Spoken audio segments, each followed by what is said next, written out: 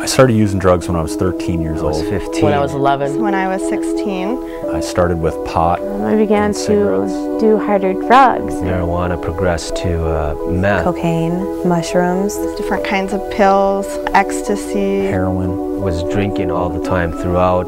It took a slow hold of you, and it was far more difficult to let go. I had lost all hope. I was so broken and so depressed. I was hurting, and I often thought about dying. I became a thief. I would steal from my family. I was living on the streets. I really became psychotic. Paranoid. Cops Police were had after me. wiretapped I would start my walls, hallucinating. people surrounding my house. There's no sleep, no eating. I became so paranoid. I used to make fun of people like that, but then it happened to me.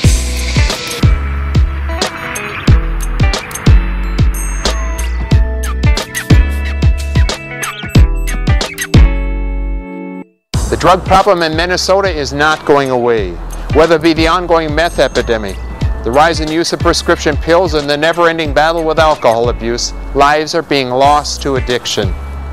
Our courts and prisons are saturated with drug offenders. No community is safe as the problem has spread from the inner city into the suburbs and now is in the rural areas. People are desperate. They need answers. Our community needs answers. This is a major challenge that we need to face. 30 seconds to self-destruct. If you look at the financial cost for drugs and alcohol in terms of victims and crime and the cost to the counties, I mean, it's billions of dollars.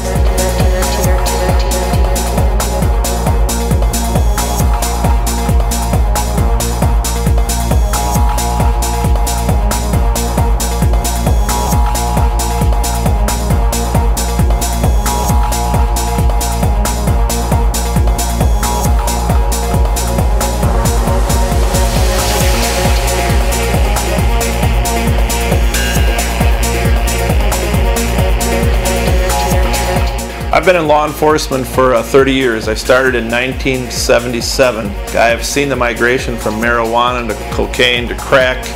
The past 5 years have been the worst that we have seen in law enforcement with the growing methamphetamine epidemic. It has become the #1 public safety threat to America.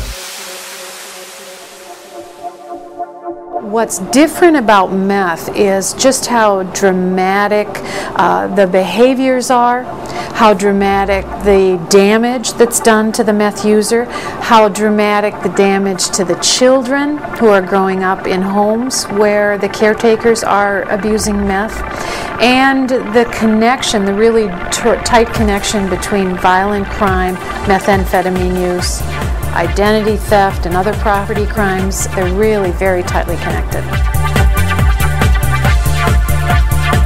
In the past 10 years, drug offenses have increased 285%, and that has, continually gone up.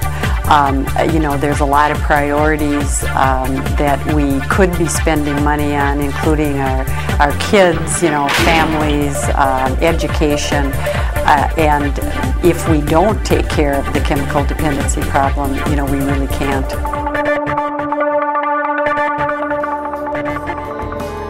Minnesota Teen Challenge is an important part of Minnesota's answer to drug abuse. In the past few years, they've grown to be one of the largest rehabilitation and prevention organizations in our state. Their model of long-term programming and working hand-in-hand with the faith community has produced proven, lasting results. Not only does Teen Challenge stop the damage to people, families, and communities, it creates productive citizens and role models who can help others escape drug abuse. I support Teen Challenge because they face the challenge of drug abuse head-on and achieve outstanding results. I hope you'll help them provide a crucial service to all of us. I grew up just not caring, not loving, had no purpose. And then the drugs came. This new marijuana, the alcohol, the meth, the pills, everything. And I tried to use them to cover it up, but they only made it worse. I became homeless for 3 years. I was living in crack houses out in the street. And I decided, you know what, it's over. I ain't got no chance. I ain't got no hope. I've been living in destruction for 21 years. I decided to kill myself, and I'm sitting there, and I'm hanging at the end of that rope, and I'm wishing that it was all gone, that everything I'd done was gone, and it was just running through my mind, every single thing I did, and I couldn't do nothing about it. And then the hand of God came down, and he's like, nope, you ain't gone yet. And by some reason, that rope snapped, and I ended up on the ground, and I was like, that's it, I'm done. I'm done. Called my father up who I hadn't talked to in 5 years. I'm like, Dad, I need help. I'm done. I'm out of here. I need your help. And here I am 13 months later.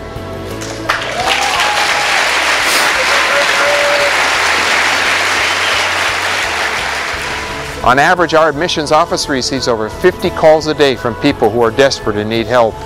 Most often, these people have failed out of numerous other treatment programs and we're their last hope. Our mission is to assist these people from all walks of life in gaining freedom from their addiction. We want them to return to society not only sober but restored. 2006 has been a year of tremendous growth as we've reached over 400 residents for the first time in our history. 2006 also marked the beginning of our new prevention program called Know the Truth. This program has been presented to over 15,000 students in over 50 different Minnesota public schools. With this growth has come many great challenges. Every day is a new battle. We need your prayers, we need your support. God bless you for your help.